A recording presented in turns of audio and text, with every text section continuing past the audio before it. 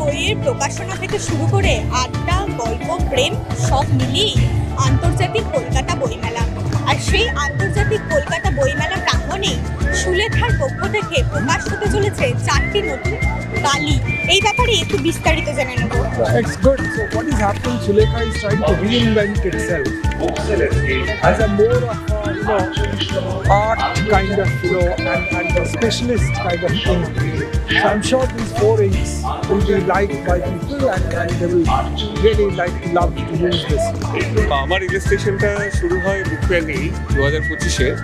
বুক ফেয়ারের আড্ডা, ভালোবাসা, বই কেনা, বইয়ের সাথে সম্পর্ক, তার সাথে আমাদের শিল্পবোধ, সাংস্কৃতিক বোধ, সেই সব নিয়ে একত্রিত হয়ে আমি 4টি ইলাস্ট্রেশন করেছিলাম এবং সেই 4টি ইলাস্ট্রেশন আজকে এখানে প্রমোশন হতে চলেছে। সুলেখা গত 3 বছর হলো বইমেলায় অংশগ্রহণ করছে এবং ওরা যে বইমেলায় অংশগ্রহণ করছে প্রতি বছর নতুন কিছু না কিছু করে। গতবার করেছিল রবীন্দ্রনাথের কালি, সত্যজিতের কালি। এই বছর আমাকে এসে বললো বইমেলায় আমরা 4 রকম কালি করবো, তো আপনি একটু ক্যাপশন লিখে দিন। তো আমি এর ক্যাপশন মোটামুটি করে দিয়েছিলাম, সেইটা আজকে উদ্বোধন। কালি কলম মন, এটাই তো বই লেখেও আরেকজন।